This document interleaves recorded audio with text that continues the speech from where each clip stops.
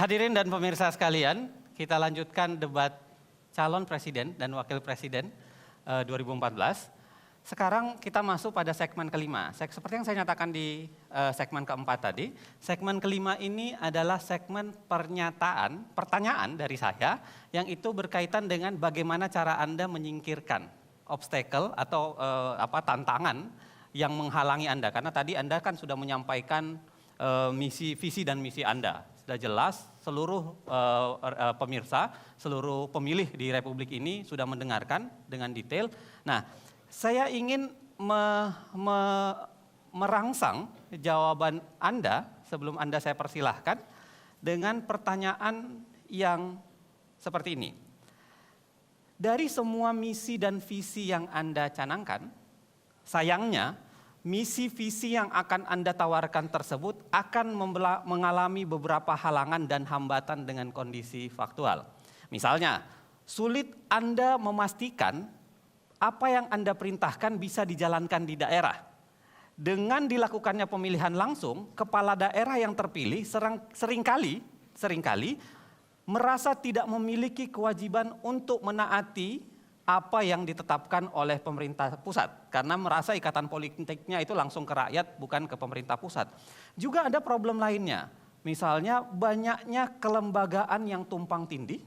Ada banyak sekali lembaga negara kita, ada banyak lembaga pemerintahan maupun lembaga negara. Begitu juga begitu banyak peraturan yang tumpang tindih. Antara satu sama lain bisa secara vertikal maupun secara horizontal. Belum lagi kualitas birokrasi yang masih sangat membutuhkan sentuhan reformasi birokrasi. Pertanyaannya, apa saja langkah konkret Anda untuk keluar dari permasalahan tata pemerintahan tersebut sehingga misi dan visi Anda dapat terlaksana sebagaimana Anda rencanakan? Itu pertanyaannya. Saya berikan kesempatan kepada pasangan nomor urut 1, Pak Prabowo dan Pak Hatta Rajasa. Anda punya waktu 6 menit. Kita mulai dari sekarang. Silakan, Pak. Kami sadar sepenuhnya bahwa setiap usaha perbaikan, setiap transformasi pasti akan ada halangan dan kita sudah mengerti halangan tersebut, tumpang tindihnya peraturan, kemudian para pemimpin politik yang mungkin berasal dari latar belakang yang berbeda dengan kepentingan yang berbeda, tetapi saya kira ada strategi tertentu untuk menghadapi kondisi ini. Yang pertama adalah kita harus memilih beberapa sektor yang menentukan. Kita tidak bisa memperbaiki keadaan sekaligus di semua sektor. Kita harus pandai memilih sektor mana yang merupakan kunci yang akan mempengaruhi sektor-sektor lain. Dan setelah itu kita harus menentukan sasaran, menentukan objektif. Berarti ini yang sering disebut management by objective. Tentukan sasaran, baru setelah itu kita ambil langkah-langkah menuju sasaran itu. Dan sasaran itu tidak boleh banyak. Kita harus menentukan mana. Pangan, sektor pangan harus kita. Karena dengan pangan, dengan ketahanan pangan, dengan swasembada pangan, kita bisa dapat hal-hal yang lain. Kita bisa dapat keamanan, kita bisa dapat ketenangan rakyat, kita bisa dapat rasa optimis rakyat, kita bisa menghemat devisa. Dengan devisa kita bisa investasi, dengan investasi roda ekonomi jalan, kesejahteraan umum naik. Jadi tentukan sasaran mana. Kami sudah menentukan pangan, energi, infrastruktur, reformasi birokrasi, itu sasaran-sasaran pokok yang harus kita selesaikan duluan. Kemudian kita juga jangan lupa sekarang the power of public opinion. Opini rakyat itu sangat menentukan. Opini rakyat, kalau kita memiliki tujuan yang baik, kita ingin perbaiki kehidupan rakyat, kita punya hati yang ikhlas, saya kira hambatan-hambatan itu bisa kita selesaikan dengan dialog, dengan persuasi, dan dengan opini dari rakyat. Public opinion pada gilirannya para penguasa-penguasa setempat akan dipaksa oleh rakyatnya. Karena yang kita inginkan adalah menyampaikan hal-hal dasar bagi rakyat. Air bersih, makan yang murah, sekolah yang baik, poliklinik yang baik, rumah sakit yang bisa terjangkau oleh uang rakyat, jalan yang bagus dari desa ke kabupaten, dari kabupaten ke provinsi, ke pelabuhan. Kita ingin kereta api, kita ingin jalan raya. Masa rakyat tidak akan mendukung pemerintah yang ingin berbuat untuk rakyat, untuk kesejahteraan rakyat? Saya kok percaya pada gilirannya dukungan rakyat akan mempengaruhi, dan pada ujungnya para penguasa yang tadinya mungkin karena tidak mengerti atau karena kepentingan tertentu bisa diyakinkan untuk kerjasama. Karena kita adalah pelayan rakyat, kita hanya bekerja untuk kepentingan rakyat Indonesia. Ada yang mau ditambahkan, Pak? Terima kasih. Hatta? Saya ingin mendalami hal yang sangat-sangat penting bagi bangsa kita, yaitu reformasi birokrasi. Acap kali hambatan atau obstacle yang kita hadapi, buruknya birokrasi. Apakah itu organisasinya yang tidak berwawasan atau berorientasi kepada pelayanan publik? Apakah aparaturnya yang tidak bersih karena sistem rekrutmen yang tidak baik, sistem promosi jabatan yang tidak transparan dan akuntabel, dan juga lembaga-lembaga, institusi-institusi pelayanan publik yang tidak melayani dengan baik karena tidak ada ukuran-ukuran, capaian-capaian yang pasti.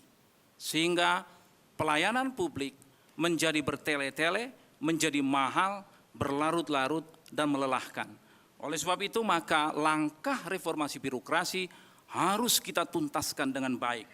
Yang pertama, arah kebijakannya adalah organisasinya harus efektif dan efisien. Jangan gemuk yang bisa mengakibatkan birokrasi bertele-tele.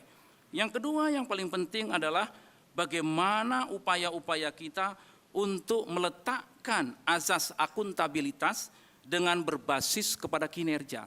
Tidak ada satupun kebijakan-kebijakan yang dijalankan yang tidak bisa kita ukur akuntabilitasnya. Harus bisa dipertanggungjawabkan. Dan yang ketiga adalah upaya pemberantasan korupsi. Harus masif pencegahan dan penguatan KPK, Kejaksaan, Kepolisian harus betul-betul kita lakukan dengan baik agar apa-apa yang sudah menjadi kebijakan tidak diselewengkan begitu saja. Dan yang keempat adalah sumber daya manusia, aparatur itu sendiri yang harus betul-betul kita perbaiki. Baik jumlahnya yang tidak didesain sesuai dengan struktur organisasi harus kita pangkas. Dan aparatur yang bisa melakukan penghematan terhadap pengelolaan keuangan negara dan mencegah kebocoran keuangan negara. Jadi kalau ini bisa kita perbaiki, salah satu prioritas utama reformasi birokrasi, maka obstacle tersebut insya Allah dapat kita atasi. Terima kasih.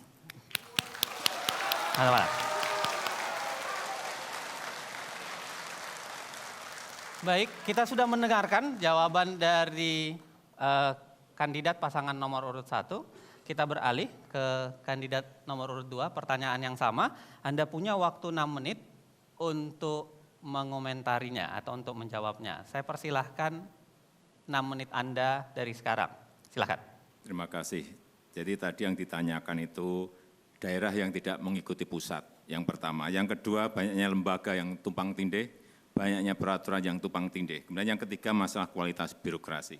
Saya ingin menjawab yang pertama, kenapa daerah tidak mengikuti pusat? Bisa mereka mengikuti 100% apa yang diarahkan oleh pusat. Dengan cara apa? Dengan politik anggaran. Karena 85%, rata-rata 85% anggaran daerah itu berasal dari pusat. Oleh sebab itu, dengan politik anggaran kita bisa mengendalikan daerah. Kalau tidak mau, beri punishment. Kalau ada prestasi, berikan insentif. berikan reward kepada mereka. Gampang sekali, hal sederhana yang sering tidak dilakukan. Politik anggaran bisa kita lakukan. Misalnya, masalah pembangunan pelayanan terpadu satu pintu. Daerah diperintah semuanya harus membuat itu.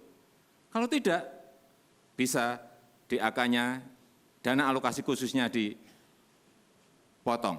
Atau dana alokasi khususnya dikurangi.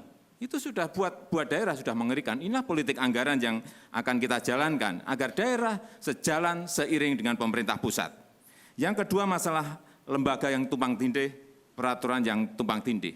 Saya kira kalau peraturan ini lewatnya hanya satu pintu, di seknek, dikembalikan lagi ke sana, keluarannya akan jelas. Tetapi kalau semua kementerian bisa mengeluarkan aturan-aturan yang tidak lewat pintunya jelas di sekretariat negara, saya kira akan terjadi seperti ini. Banyak peraturan daerah yang bertentangan dengan pusat, banyak peraturan gubernur juga yang tidak sinkron dengan peraturan, banyak sekali. Oleh sebab itu, pintunya harus diberi satu, sehingga keluarannya akan kelihatan dan seiring sejalan dengan arah yang sudah digariskan dari pemerintah pusat. Kemudian mengenai kualitas birokrasi, tadi sudah kami sampaikan, ini juga sebetulnya sesuatu yang tidak sulit-sulit amat, sesuatu yang sederhana. Tetapi kita ini sudah pesimis. Kalau saya, Pak JK, sangat optimis bisa membenahi organisasi. Karena apa? SDM-nya baik-baik. SDM-nya baik, pinter-pinter, ada doktor, ada magister, ada magister manajemen, ada sarjana, banyak sekali. Kenapa tidak berjalan dengan baik? Karena sekali lagi, sistemnya tidak dibangun. Sistem yang baik tidak dibangun di situ. Tadi sudah saya sampaikan, e-government, semuanya, dari e-budgeting, dari e-procurement, e-purchasing, e-katalog, e-audit, cash management system, semuanya harus dibangun. Kalau itu dilakukan, pemerintah pusat ini gampang. Saya tinggal cari tab satu aja, pencet daerah ini dapat uang berapa, masuk berapa, keluar berapa, bisa, setiap saat bisa dilakukan. Panggil saja programmer untuk melakukan itu. Enggak ada 2 minggu bisa dirampungkan. Enggak ada masalah. Artinya jangan pesimis. Kita harus optimis karena memang bisa melakukan itu dan sudah kita laksanakan, sudah kita buktikan. Yang kedua tadi kami sampaikan mengenai kualitas birokrasi, masalah pola rekrutmen yang memang harus kita cari yang terbaik, yaitu dengan seleksi dan promosi terbuka. Kalau itu dilakukan, saya kira juga hal yang sederhana, ini hanya masalah niat atau tidak niat, mau atau tidak mau, hanya itu aja. Silakan Pak JK. Pak JK ada mau tambahkan? Masih ada waktu 2 menit 16 detik, silakan. Terima kasih Pak Jokowi. Tadi sudah dijelaskan lengkap sebenarnya, namun kami hanya ingin tambahkan bahwa itulah tugas pemimpin, meyakinkan di bawahnya untuk melaksanakan tugas-tugas yang sama sesuai tujuannya. Kalau pemimpin tidak sanggup meyakinkan bawahnya, memang bukan pemimpin yang baik. Jadi jangan menyalahkan daerahnya, menyalahkan bagaimana cara pemimpin itu.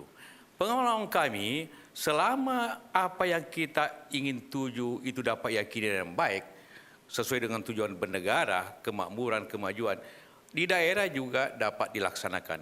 Kedua, toh di pusat juga ada kegotong royongan pemerintahan, di daerah juga ada kegotong royongan yang sama, walaupun berbeda. Partai haruslah menjadi ketaatan kedua setelah ketaatannya kepada pemerintah. Dia harus ikut polisi partai, tapi yang harus diikutinya yang pertama ialah tujuan bernegara. Itulah diyakinkan. Yang kedua tanggung jawab pemimpin. Kalau tanggung jawab pemimpin telah diinstruksikannya, maka yang pemimpin bertanggung jawab. Bukan bupati itu kalau dia telah melakukan salah, kalau materinya salah, jadi adalah juga keyakinan, kemudian tanggung jawab.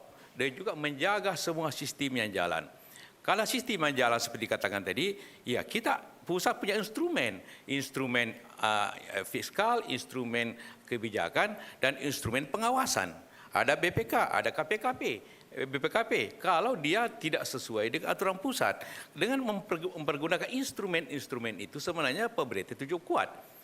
Kalau lembaga-lembaga memang kita ya mengalami begitu banyaknya lembaga-lembaga. Ini memang harus dirubah. Negeri ini sudah desentralisasi, sudah otonomi. Berarti lembaga-lembaga pusat harus mulai berkurang dibanding tapi memperkuat lembaga daerah. Karena inti dari pembangunan itu ada di daerah. Jadi lembaga-lembaga pusat memang tidak perlu terlalu banyak. Ini memang harus di-streamline sehingga ada penciutan daripada lembaga-lembaga yang tadi seperti itu. Tentang kualitas reformasi saya kira Pak Jokowi berpengalaman, kita semua berpengalaman. Kita ini orang baik, yang penting prosedurnya, pendidikannya, latihannya. Saya yakin negeri ini akan jauh lebih baik dengan sistem seperti itu. Terima kasih. Tepuk tangan.